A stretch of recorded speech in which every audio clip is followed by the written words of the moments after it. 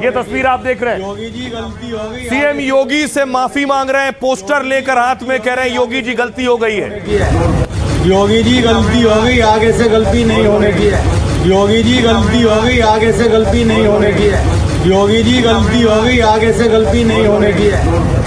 योगी जी गलती हो गई है, आगे से गलती नहीं होगी। योगी जी हमें माफ कर दो, योगी जी हमें माफ कर दो। आइंदा से कोई गलती नहीं होगी, हमें माफ कर दो, माफ कर दो, आगे से कोई गलती। योगी जी आइंदा कोई गलती नहीं होगी, हमें माफ कर दो।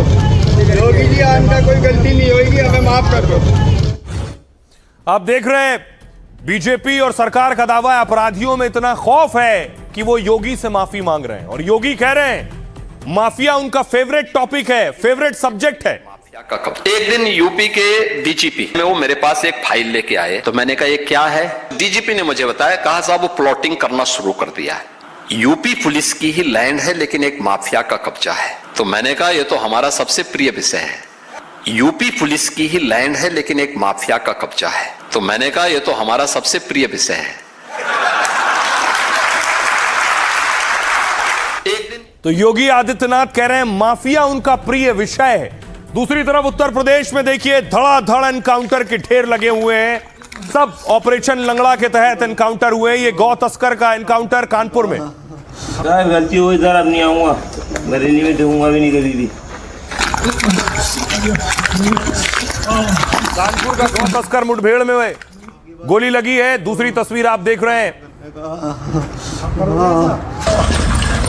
ये तस्वीर सहारनपुर की है। गौ तस्करों के खिलाफ एक्शन हो रहा है। गलती हुई सर, अब नहीं आऊंगा। ये मुरादाबाद की 25,000 का इनामी निखिल चौधरी घायल हुआ।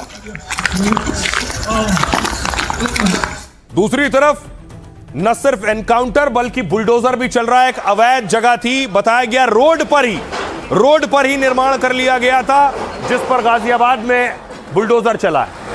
कितना काम बना हुआ था।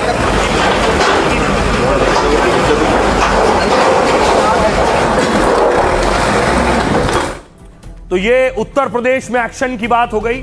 उत्तर प्रदेश से आपको बंगाल लिए चलता हूं। बंगाल में शुभेंदु के राज में एक्शन कैसे हो रहा है, ये बीजेपी के ट्विटर हैंडल से जारी किया गया वीडियो है, जिसमें पुष्पा को दिखाया गया और पुष्पा उठक बैठक कर रहा है। बेकसूर एक टाइम था जब पावर के नशे में ये खुद को पुष्पा समझता था, हवा में उड़ता था।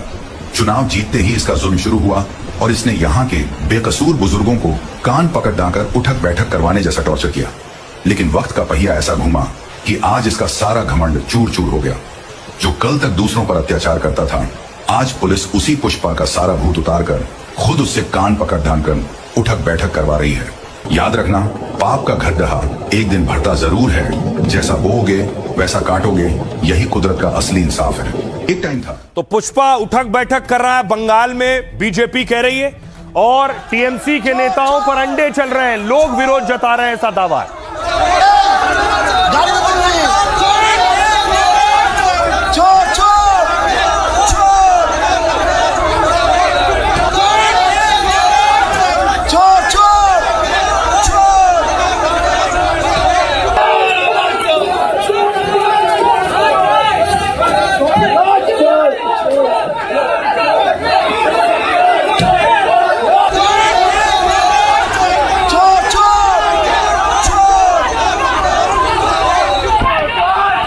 तो सौमित्र बनर्जी टीएमसी नेता की तस्वीर आप देख रहे थे। अगली तस्वीर देखिए, एक और टीएमसी नेता विश्वजीत दास, जिसके ऊपर अंडे चल रहे हैं।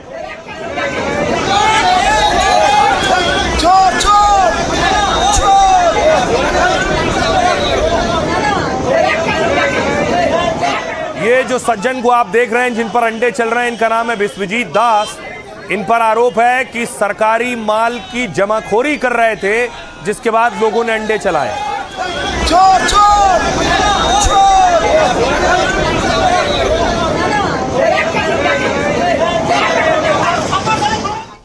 आइए आपको यूपी टू बंगाल वाया बिहार लिए चलता हूं। बिहार में देखिए जरा, नए सीएम वहां भी हैं, सम्राट चौधरी। 2 एनकाउंटर हुए हैं बिहार में।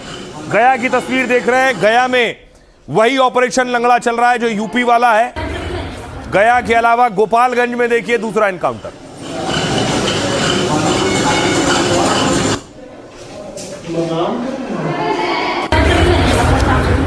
और देखिए सम्राट चौधरी बोलते बोलते आज बोल गए कि यूपी हो, बंगाल हो या बिहार हो, तीनों जगह जो सीएम है वो दुरुस्त कार्रवाई कर रहे हैं। तो कि बिहार में अपराधी कोई हो, किसी जाति का हो, किसी धर्म का हो, अपराध करने वाला बचेगा नहीं। या तो बिहार छोड़ना पड़ेगा, नहीं तो शमशान जाना पड़ेगा। दूसरा, क्योंकि बिहार के बगल में उत्तर प्रदेश है, बगल में बाबा पहले से बैठे हुए हैं, उधर शुभेंदु अधिकारी जी आ गए हैं। अब तो एक तरफ बाबा है, एक तरफ शुभेंदु जी है। अब तो नेपाल ही भागना पड़ेगा, क्योंकि अपराधी के लिए कोई जगह नहीं है साथी। यहाँ सुशासन चाहिए, और सुशासन जैसे ही और बढ़ाएंगे वैसे ही उद्योग बढ़ेगा। कि बिहार में योगी जी गलती हो गई, आगे से गलती नहीं होने की है। उत्तर प्रदेश टू बिहार और बंगाल, अपराधियों में हाहाकार मचा है। योगी, सम्राट और शुभेंदु का कानून का डंडा ऐसा चल रहा है कि बड़े बड़े अपराधी रहम की भीख मांग रहे हैं। यूपी में सैकड़ों बदमाशों ने एक साथ अपराध छोड़ने और कानून न तोड़ने की कसम खाई, तो बंगाल में टीएमसी का पुष्पा कान पकड़कर माफी मांग रहा है। बीजेपी सरकार वाले 3 राज्यों में एक तरफ कानून का डंडा चल रहा है, तो इसके लिए कोलकाता से कानपुर और कटिहार तक भारी बवाल और सवाल भी उठ रहे हैं। अब देखिए, बड़ी चीज यह है कि योगी आदित्यनाथ खुद हो या पूरी सरकार, एनकाउंटर हो, बुलडोजर हो, इस पर सरकार पीठ थपथपाती रही, लेकिन अखिलेश यादव इस पर सवाल भी उठाते रहे। 9 साल में 17,000 से ज्यादा एनकाउंटर हुए। 9 साल में योगी सरकार में 289 बड़े अपराधी मारे गए, 22,000 इनामी अपराधियों को जेल भेज दिया गया है, 68 बड़े माफिया और उनके गैंग पर सीधी कार्रवाई हुई है, 65,000 हेक्टेयर से ज्यादा की जमीन कब्जे से मुक्त कराई गई है, माफिया अपराधियों से 4,000 करोड़ की संपत्ति जब्त हुई है, अदालतों में सबूत और कड़ी पैरवी से अपराधियों को सजा दिलाई गई। 9 साल में योगी सरकार ने 1,25,000 आरोपियों को सजा दिलाई है। राज्य में 134 नए पुलिस स्टेशन और 86 चौकियां स्थापित हुई हैं। एंटी रोमियो स्क्वाड ने 5 करोड़ लोगों की जांच की है, करीब 2 करोड़ को चेतावनी दी गई है और 38,000 पर एक्शन हुआ। महिला अपराध के निस्तारण में उत्तर प्रदेश देश में नंबर 1 है। 9 साल में यूपी में कोई बड़ा दंगा या जातीय हिंसा नहीं हुई है। अतीक अहमद, मुख्तार अंसारी जैसे डॉन पर बड़ी कार्रवाई हुई। दोनों माफिया और उनके करीबियों की करोड़ों की संपत्ति जब्त हुई है। लेकिन अखिलेश यादव इस पर सवाल उठाते हैं। अखिलेश इससे इत्तेफाक नहीं रखते हैं। अखिलेश का कहना है योगी सरकार में पुलिस जाति धर्म देखकर कार्रवाई करती है, एनकाउंटर सिर्फ दिखावा है, असल में राज्य में अपराध बढ़ रहे हैं। लखनऊ, गाजीपुर जैसे शहर में कैसे सरेआम मर्डर हो रहे हैं। रोजगार, शिक्षा और सुरक्षा जैसे मुद्दों पर सरकार नाकाम है और ध्यान भटकाने के लिए एनकाउंटर का सहारा लिया जा रहा है। यूपी माफिया मुक्त नहीं, महामाफिया वाला बन गया है। हमारी सरकार आई तो फर्जी एनकाउंटर की जांच होगी और दोषी पुलिसकर्मियों के खिलाफ सख्त कानूनी कार्रवाई होगी, अखिलेश ये कहते हैं। सुनिए जरा अखिलेश यादव को और योगी आदित्यनाथ। एक दिन यूपी के डीजीपी, और देखो डीजीपी भी कब लेके आए, जिस दिन रिटायरमेंट के ठीक समय में वो मेरे पास एक फाइल लेके आए, तो मैंने कहा ये क्या है। मैं सोचा कि हो सकता है कि अपना एक्सटेंशन का लेकर के आए होंगे, तो मैंने कहा ये क्या है। यूपी पुलिस की ही लैंड है लेकिन एक माफिया का कब्जा है। तो मैंने कहा ये तो हमारा सबसे प्रिय विषय है।